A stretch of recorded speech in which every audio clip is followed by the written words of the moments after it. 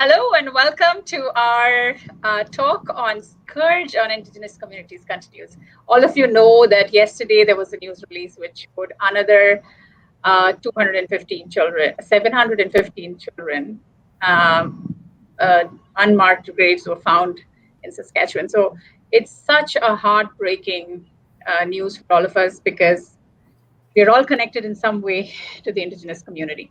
So I'm going to give you the opportunity to kind of give a small, brief introduction to yourselves on our show today. So let's start with Shawna. My name is Shawna J. Serniak. I am the founder of Every Woman Empowered, as well as the founder of Project Change, hashtag MMIW, the Every Woman Empowered Endowment Fund, and YouTube personality and host of Chick Chit Chat. Thanks, Shawna, for joining us. It's going to be a powerful show with, like amazing panelists like the three of you. And I hope we'll have Flora as well. Chelsea, I'm really excited to, when I read your resume, your bio, I was like super excited. So let's hear from you. Tansin ni tutemtik Chelsea Vowel ni tsigason, igwa mantu sa kaigenek ni totsin, maganiwigen uta meskwatsi was kaigenek kanots. Negotwasik ni totansin, igwa apitogosasan eskwel mania. So I'm from Lac Saint Anne, west of Edmonton. I'm Métis. I have 6 daughters. I'm always tired, so if I just start falling asleep, just don't wake me. I'm a Cree language instructor at the Faculty of Native Studies and co-host of Métis in Space, which is a podcast and now a land trust. Awesome. That was quite a mouthful. I don't think I can ever, reply to that. But maybe someday I'll get some training in Cree. Thank you so much, Chelsea. We are so blessed to have you. We have Dan here, who's been doing a lot of community work, and he's our counselor. And so I'm so excited to have you because this is really the pillar on which most of the work forward rests. So thank you so much for joining us. Dan, can you quickly give us an introduction about you?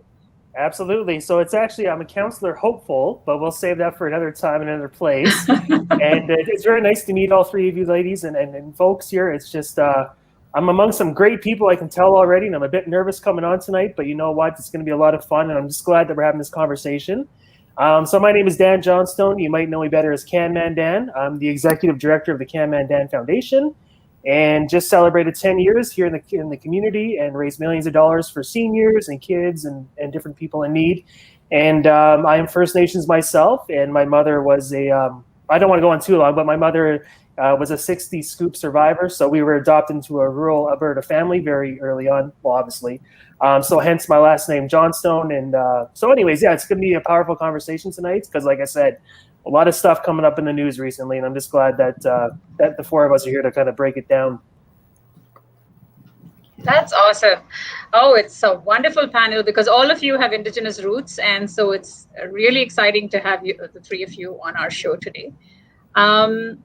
So first of all, I just want some insights on, what did you feel when you first heard about the 251 children that were found in Kamloops? What was the immediate feeling that you had? Obviously you knew that these things were happening, but when actually they made a discovery, how did you feel? Well, I know for me personally, it was the word that came was finally. Finally, here is the proof that, I had known about it. I had, my family's history. We were aware of these sort of things that were going on. This is something that wasn't unusual in the Indigenous community to have heard. But it was finally it was being mainstream media. It was being acknowledged, and maybe we could finally come to some peace was what I was hoping, some understanding. And it was amazing the amount of people that contacted me when they did hear about this. There were so many that were shocked about this. So many had no idea that this was even going on. Asked me if I knew, this was something that I was aware of.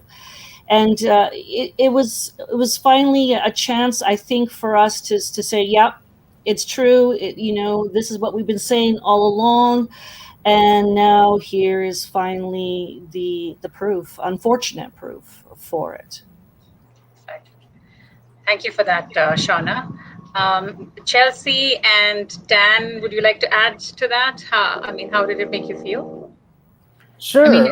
Sorry. Go ahead, Chelsea. Thanks. Yeah, no, it's been a terrible time. It's been a terrible time, and knowing that more discoveries are coming, it's been really rough because there's a lot of people in community right now who are recovering memories or being sort of re-traumatized by this, and so I feel like it's really, really important that we make sure that we're taking care of people right now, because it's just as shocking as it is for the wider public. It's really close and personal to a lot of Indigenous peoples, and regardless of knowing that this was an issue and something that needed to be done, it's still a really terrible time for a lot of people. Yeah. Dan. Yeah. So actually, when the news first broke, honestly, I went through, honestly, it's going to sound so cliche, but it was the truth. I'm not sure if it just has to do with me working with a lot of kids and just my personal life and stuff, but I was angry, and then I was sad, and then I was angry again, and then I attended the big rally at the legislature, and I said a couple of words too, because just a little bit about me was I used to talk about all this kind of stuff, a couple of years ago. And one of my biggest pet peeves is actually just, repeating myself or talking in circles because nothing ever gets done. So I stopped talking about, and maybe this is, you can vilify me a little bit for this, but I stopped talking about Aboriginal issues for a long time because, like I said, no matter who I talk to, whether it's an MLA, a city councillor, an MP, fighting, just being the activist that I am, no one ever listened. Nothing ever changed. And after the story broke, and you have to forgive me because I'm just kind of paraphrasing what a lot of people have been saying, but a lot of Indigenous folks knew this years ago, decades ago, right? So the fact that it's just coming to light now, it's like Shawna said, finally. So I was really moved by the story just because, like I said, those are kids, those are children. I don't understand how someone can do that to a child. My brain just can't comprehend it. And now that we found, the 700 bodies yesterday, and then I think the tally is now 1,000 in a matter of a couple of weeks, and it's just I'm happy that this is finally coming to light, but also even now I'm kind of shaking a bit just because it's it really disturbs me. It actually disturbs me to my core. But you know what? People have to start talking about it. And like I said, if I was to be vilified for something, it's because I stopped talking, because I got a little bit depressed on the issue. I just felt like I was talking in circles. But now that people are having this conversation, I'm like Shawna said, finally, let's get going. Let's start, reconciliation that actually matters, right? So anyway, sorry for the ramble. Thank you so much, Dan. And don't worry about the ramble. It's really important for us to speak about this. And each of you have your own different experiences, which are direct. And so that's what I really want to hear. And I want the community to know. So I'm really grateful for each of you having joined us today. Thanks. Is that the end of the show? I'm eternally getting phone calls. I think I should just put it on, airplane mode or something. So Shawna, because you have two different pieces of the puzzle together, I hope I'm not putting you on the spot, but I really want to address this because everybody is just blaming the Catholic Church and saying so many things about it. What do you think the Catholic Church should be doing? Do you think that there should be some kind of actual participation in the reconciliation process by the Catholic Church and by some of the other churches that were also involved at that time? Right. Yes, and keep in mind it was Christian leaders that were a part of this, so it wasn't just the Catholics that were involved, but other Christians as well. So, first of all, do I think that they should be doing something about it? Absolutely. I myself was raised a Catholic, and I don't choose to be recognized by my religion. I choose to now be recognized by my spirituality and the relationship I have with God, the Creator. So, but as someone that knows the church, has been involved with the church, I think there should be some sort of accountability. Absolutely. I mean, realistically, they were involved. Do I think the government needs to be involved in this? Absolutely. These are two collaborations that caused this to our Indigenous youth, and has caused trauma. And I think there has to be an accountability for actions. Now, do I say that the Catholic Church is all the same and throw it all as treated the Indigenous people poorly? No, I do not believe that. There are residential survivors that have had positive experiences in residential schools. That is the truth. But there's also been this situation that has also arose. So the way I look at it is that we can't, it's like anything else. We can't lump everything into one lump sum and say it's the Catholic Church and they're solely responsible for this. We have to actually go back and look at the history, and we have to look at how it came to be that the Catholics and the other Christian leaders were taken into being these so-called caretakers of our Indigenous youth. And we have to look at, these people were the ones that caused the action. So it was the ones that were with the children that were causing the action. And we need to know why they treated the students that way, why they treated the children that way. They were told that they basically our Indigenous youth were savages, and that they needed to be, treated like they needed to learn and accustomed to the Canadian way. And, it's frustrating to see. And I just hope that as we go forward, that the church will take the right action and do justice for what has happened under their care. And I hope the government does justice for what has happened under their care. These people may not be around today that have to answer to what has happened, but we still need to have accountability and responsibility for what has taken place. And there needs to start to be a ground laid for healing and the time to understand, the time to get it all out in the open and have justice for those who are no longer with us. Thank you, Shawna. That's so true. And it's very hard when one particular institution is made the scapegoat for something that the whole culture was suddenly responsible for. It is not just like one institution. So there has to be a more openness to accepting blame and to come out and say, we are sorry, and to have that reconciliation between the ones who were victimized and the people who actually perpetrated this violence. Yes. And I totally agree with you on that. Now, moving over to Chelsea. Sorry. I was just going to say there has to be, Chelsea, I didn't mean to interrupt, but there has to be a public acknowledgement. And that's what, yes. That's the first start. Yeah. Which Justin Trudeau has done, and he's hoping that more people will join in. I have been, in many of the conferences which were called in for reconciliation, but haven't, as Dan was speaking, there's nothing that is coming out of those. Where are the actions that they were speaking about? So, Chelsea, I just wanted to ask you, what are the kind of actions that you would like to see come out of this, the Reconciliation Commission? And Murray Sinclair had, put some things that he would like to see. And I would like you to tell me, as a common person from the Indigenous background, like, what would you like to see? Actual action. I mean, this is the problem is, we can look back at so many different reports, commissions, inquiries, inquests. These are expensive processes. They require a lot of emotional energy on behalf of the people that are giving testimony.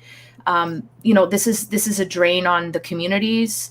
Re-traumatizes communities every time that we have to have one of these inquiries and bring this stuff up, and people are telling the government and telling the people that are empowered to hear their stories, their truths, and they're simply I feel like they haven't been believed. And I think that's my biggest problem with what's happening right now is, here's proof. Here's absolutely, you can't refute this. And yet there are still so many residential school deniers out there. There's a lack of collective responsibility in this country. Some people just want to say, well, it was just the Catholic Church. Well, you can't just blame the Catholic Church, because who gave the Catholic Church the right, and who backed them when they were kidnapping children? Survivors have been telling their stories. They continue to tell their stories, and it's not enough to mouth platitudes about, yes, we hear you, and we're putting this money into this inquiry and these commissions. If you never follow up, then what's the point? And so that's what I want to see. I want to see less talk and more action. So many of the recommendations that have been put out there, they just haven't been followed through on, and that's unacceptable. And Canadians need to demand that action be taken. Thanks, I Chelsea. see Elder Northwest has joined us. I have a feeling that Flora Northwest is here too. She is the elder from the Samson Cree First Nation community. Hi, Flora. Hi, how are you? We are so happy to have you. Yeah, we can see you. It was crazy. I was really getting frustrated. I'm so sorry for all the technical difficulties, but would you like to give a quick introduction for yourself, please? Okay. My name is Flora Northwest. I am from Musqueam's Cree Nation. I was born and raised in Musqueam in Samson Cree Nation. And I was 6 years old when I was taken to the residential school by my parents because there was a threat to my parents. If I didn't go to the school, they would be taken and they'd be taken to jail. Wow. So that was probably my first trauma when I arrived at the school. I did not know a word of English. I was fluent Cree speaker. My hair were to my waistline. And I was screaming and crying, speaking in my language. Didn't want to stay. I remember that. But somebody took me and didn't see my parents for quite some time. I don't know how I survived, because I had to learn to try and get to the bathroom. But I remember I was told right from that day on, I could not speak my language. And if we got caught speaking our language, we got strapped. And it was horrible. The more we got strapped, the more we cried, we got more straps. So we were told by the older girls, don't cry, tough it out, because my hands would be really sore. So we were taught not to cry. We had to learn not to cry. So I learned not to cry. I had to learn to tolerate the pain. And I probably learned at a very early age that I had pain control from that,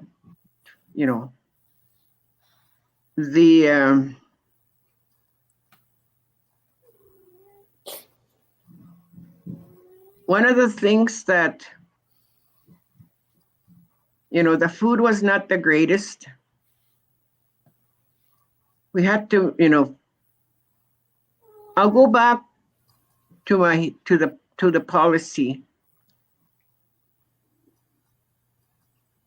They were Their intent was to kill every Indian child, to kill the spirit with every Indian child.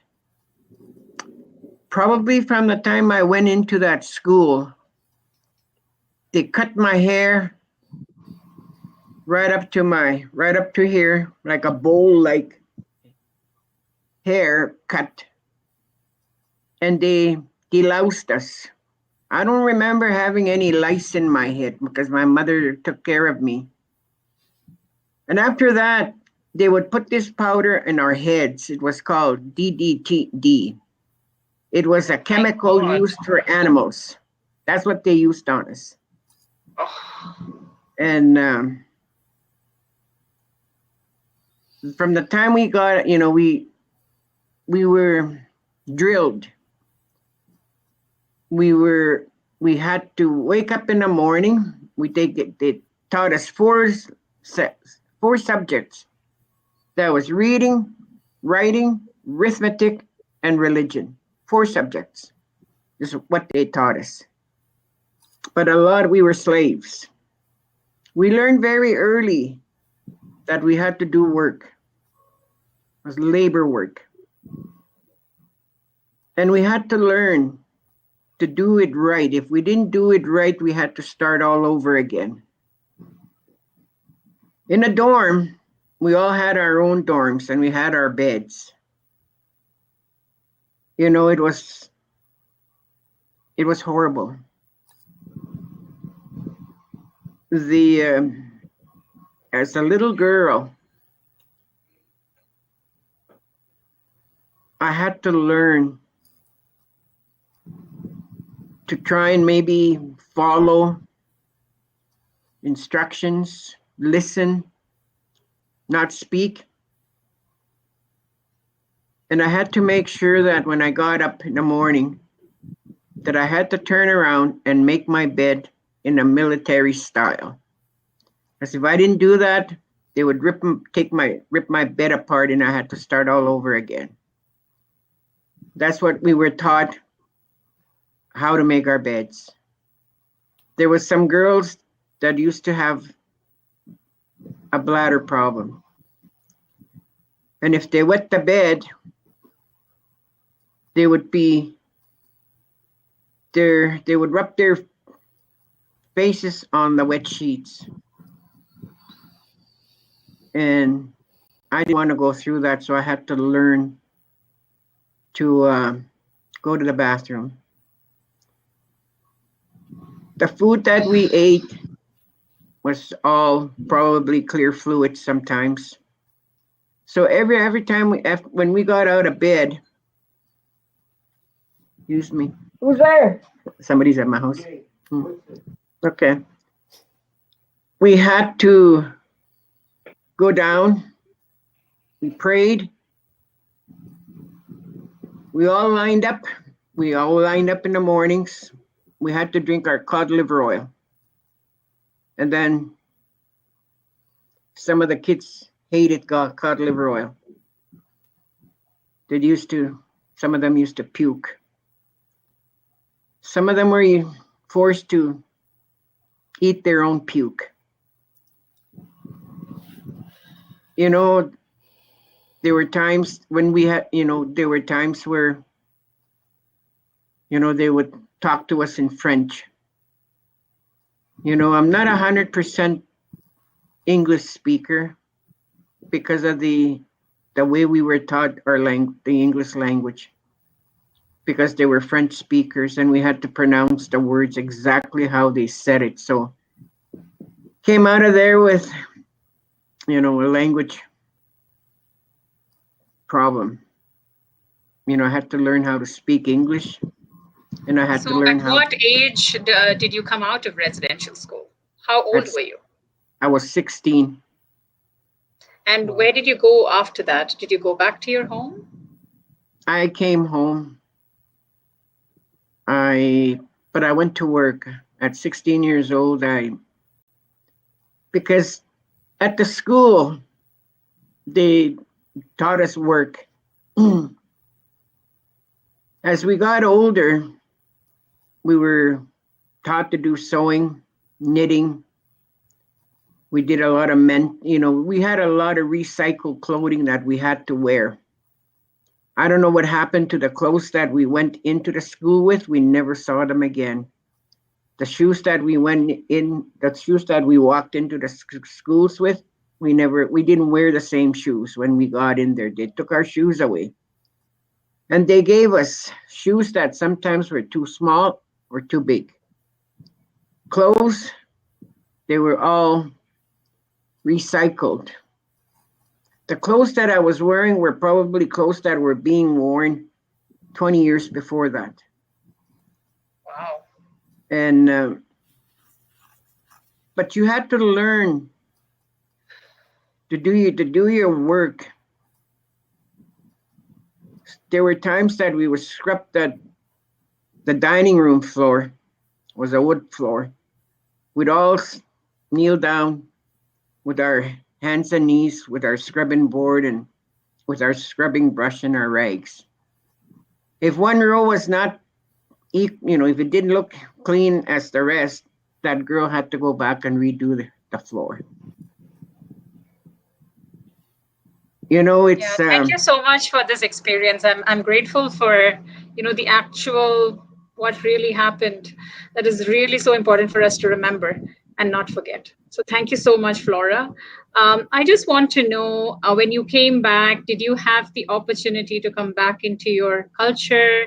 Did you have the opportunity to re-speak your language and get married to somebody from your culture, have children from your own culture? Like, did you have that opportunity? Not right away.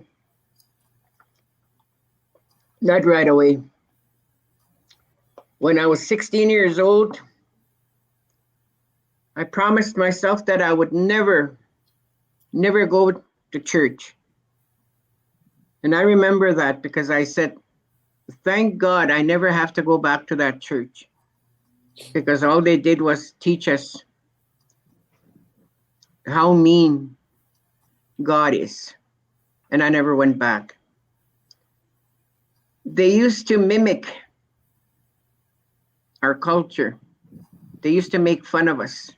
They used to call us savages, pagans. My hair was cut. So they took the spirit out of me when they cut my hair. When I came out of the school, I walked away from that school and I started working. I went to work for a family for $60 a month because they taught us to work as nannies. And that's what we did. We were nannies. So that's what I did. I went to work in town in Red Deer for a couple, and I enjoyed it. As time went on, I never looked back. When I became a mother, I didn't go back to my culture. I spoke my language, but I didn't know what culture was, what ceremonies were. It wasn't until later in my life I had 4 children, and then I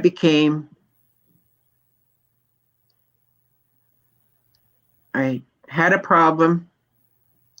I lived in a common law relationship where there was alcoholism, and I became an alcoholic myself because the partner that I had at the time, he was an alcoholic. But he was also a victim of the residential school, but we never talked about the abuses that we went through. Thank you, Flora. I'll have to give an opportunity to the rest of our panel to continue this conversation. So thank you so much for that experience. Dan, I was actually just about to ask you a question. Do you think that some of the trauma that is still going on in Indigenous communities is a reason for some of the substance abuse and alcoholism that Flora was just speaking about. What would you Yeah. say is the reason for that? And could you explain how the Indigenous communities might be able to get through this? Yeah. Well, first, I guess, Flora, thanks for sharing that. I know she's probably at the door, but that was really powerful stuff. And not that I'm trying to avoid your question, Mary, but like we have firsthand experience of someone telling us what happened to them. And this wasn't, this is not, a long time ago. This is like 50, 60 years ago. I mean, this is in our immediate past. And Flora's not the only one saying this stuff, right? So now it's 2021. They've been saying this stuff for decades. So what's going to happen? I don't know what that's going to look like, but I just know that something has to be done because, like I said, the fact that she's sharing the story with us here on Facebook and Twitter with everyone, myself, like, to me, that's just so unacceptable that people had to go through that in this country. We all like to say that Canada is the best country in the world, and you know what?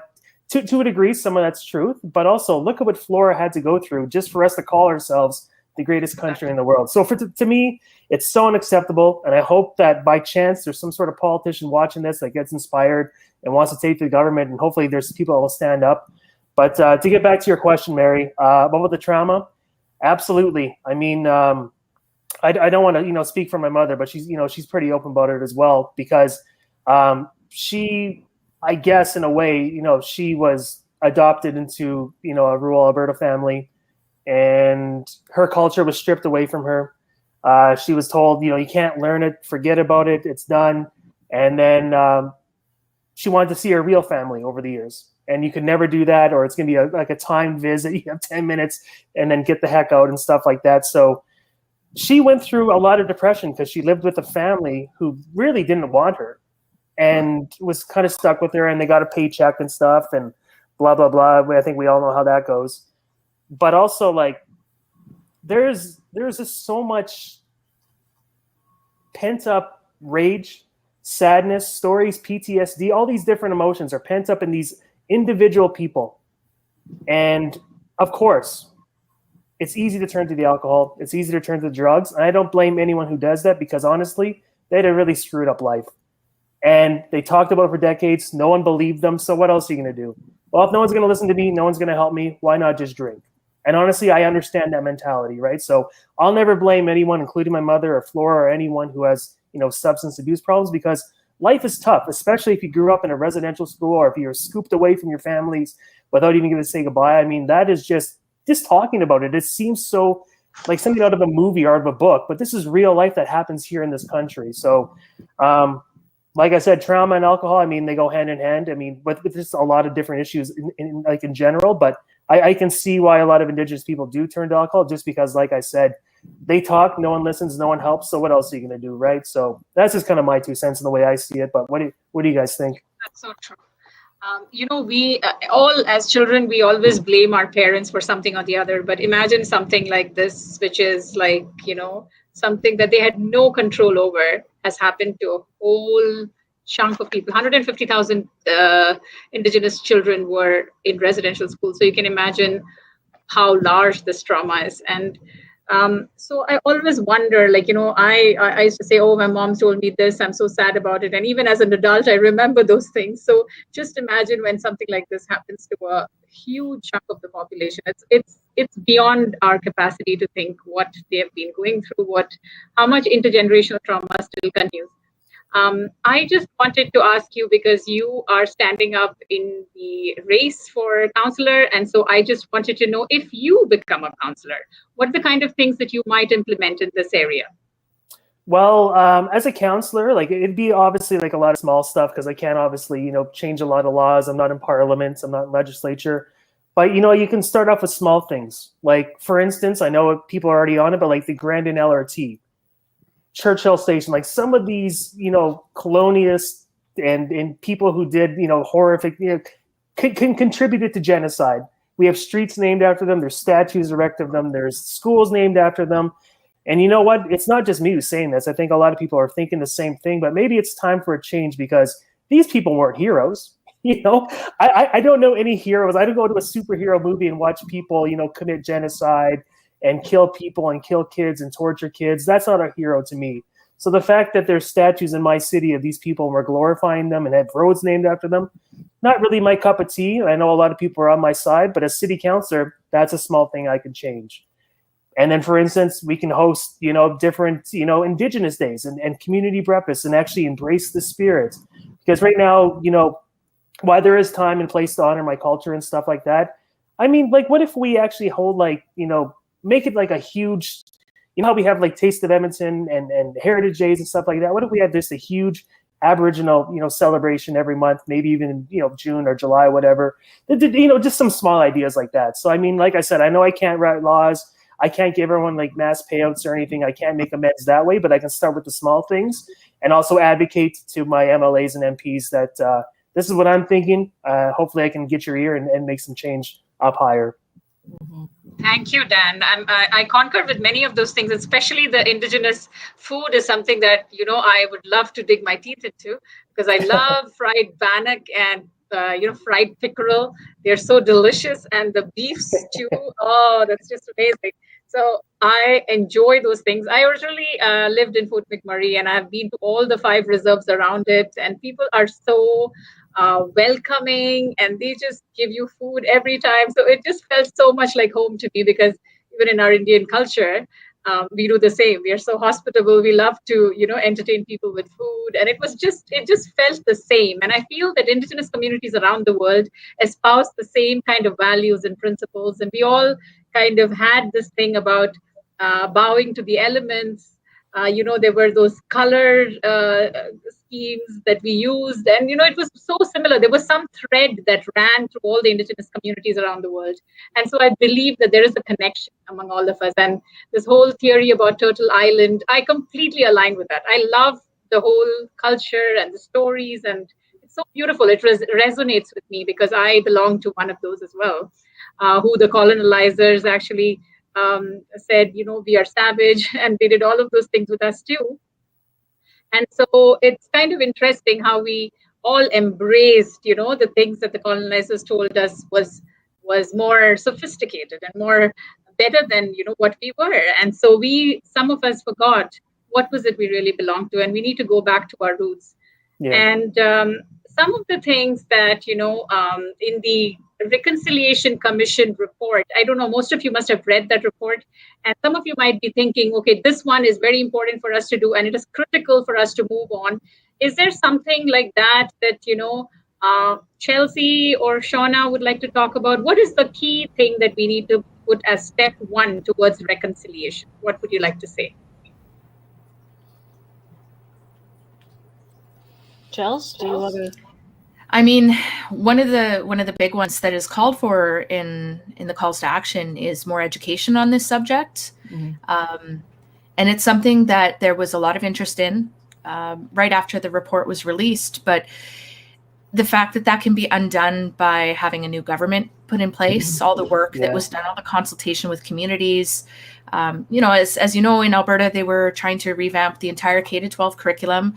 A lot of work was put into that, and that work was sort of tabled when we got the current government. And this work, that kind of education, is more important than who's in power. And the stories that have been told, like the elder who has already spoken so eloquently, and so many others. The only way that we're going to deal with the people who don't want to hear these stories and who refuse to accept them as true is with a wider campaign of education. And it is something that needs to be nonpartisan and just has to happen regardless of who's voted in. And the only way that that's going to happen is if, I think, the majority of Canadians demand it. So for me, that's a big one. And it was promised and it hasn't happened. The fact that so many people are so surprised, are hearing about this for the first time after so many testimonies is really disheartening. And I think that needs to end. Mm-hmm. I so agree with you. Education is always the first step.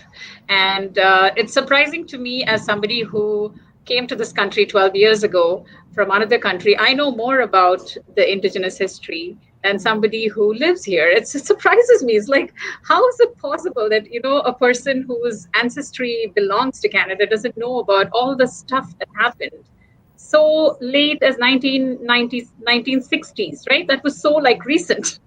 And Yeah. so it's just shocking to me. But I also believe that language is one of the things that people try to take out. And like Flora said, they told us to stop speaking Cree.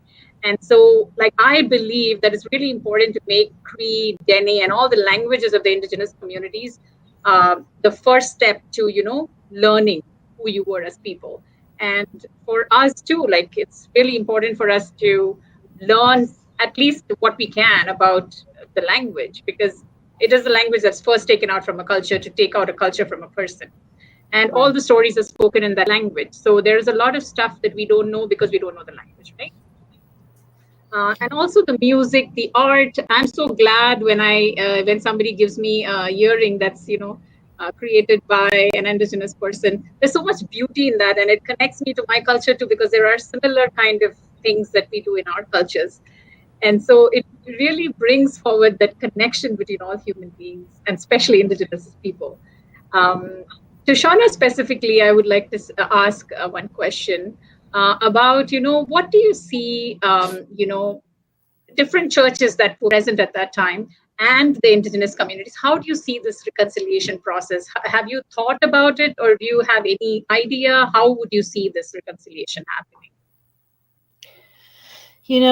The last residential school closed down in 1996. That was 25 years ago. And that wasn't very long ago. So this is what I call a very current, what's going on with the Indigenous community is a very current affair. It's within 25 years. It's not 100 years ago. It's not 1,000 years ago. This is within our time, within Flora's time, within our children's, our youth's time. And my hope is that with the church, I just really want to see that accountability through the church, it comes down, like, I'm sorry, the Pope is in Rome. This is Canada. It has to come directly from our church, our diocese, our bishops, and it has to take accountability for what's going on.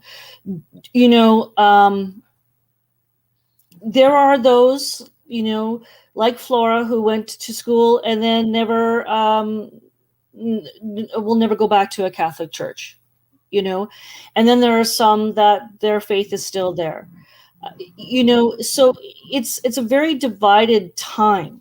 And I think right now what the church has to do is it just has to take into account its actions, go forward and start to make amends, and hopefully with those amends will be some money. And financially, we all know the Catholic Church is very strong. It's one of the largest businesses out there with a very substantial amount of cash. And I, if not to help those who are necessarily maybe still alive by doing a payout, but more about the education and learning and understanding, and making sure that as we go forward for our next 7 generations, that they will know about what has happened here in Canada, and they will have the understanding, and that we will have the educational supports and the learning supports, and that it comes from the Catholic Church, that they put their efforts in to make sure that this doesn't happen again. We've known that the Catholic Church has hidden a lot of things in its past. And again, like I said, the church is not all in one. It goes down to those individuals.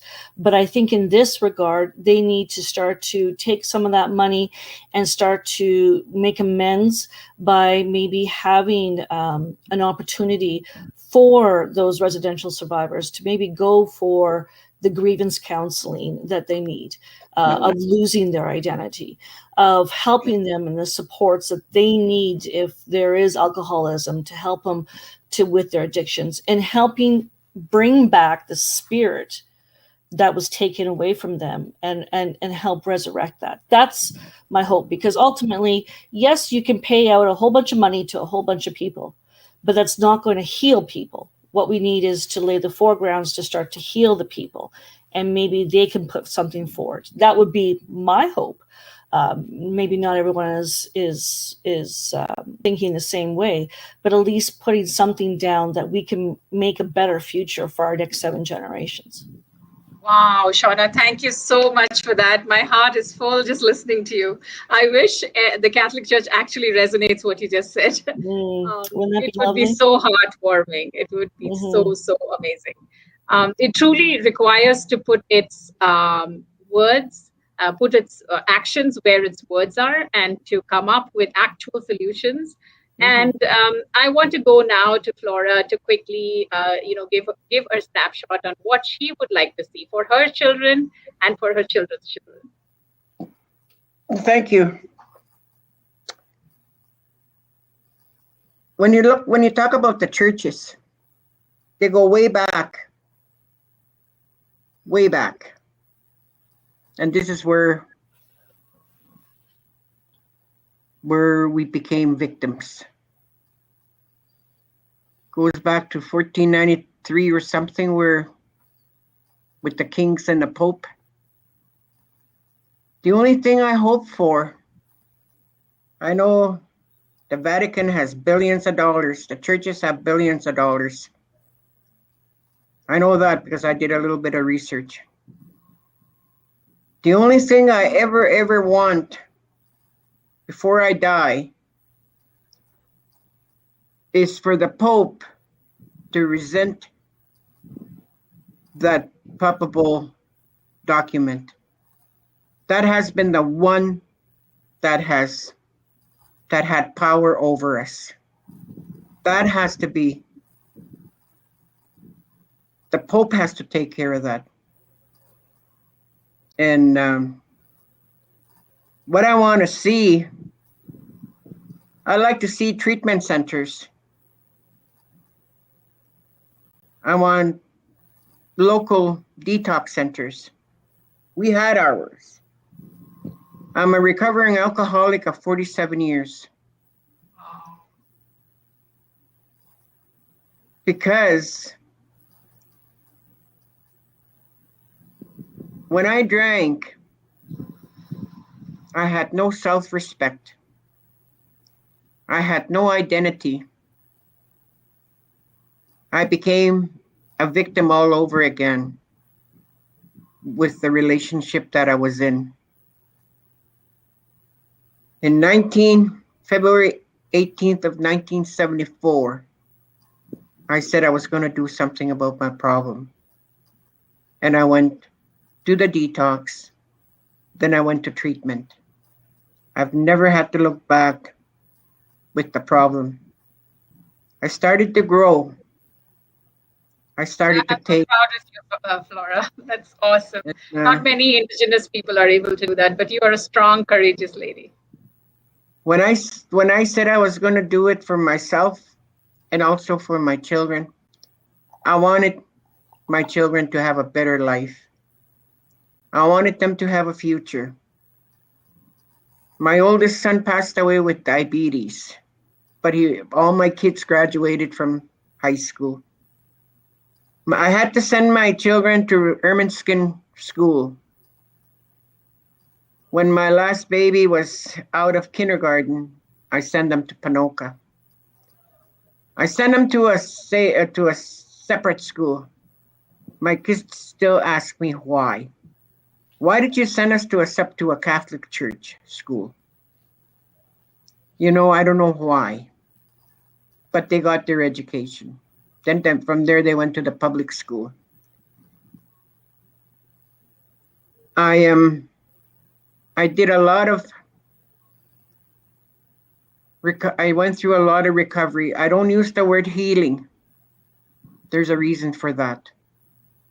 As a victim of physical, emotional, mental, sexual abuse, I had to go through the study of the residential school because I never talked about it. I never dealt with it until I had I took a risk in going back to school with a minimum grade 8. I went to college and took my social work. Awesome. And then I did the study of the residential school. I was angry. I'm computer illiterate. And guess who did my papers? My daughter. When I first started with my papers, I told her, my girl, could you do my papers for me? I said, as you go through my papers, I said, you will understand who your mom is.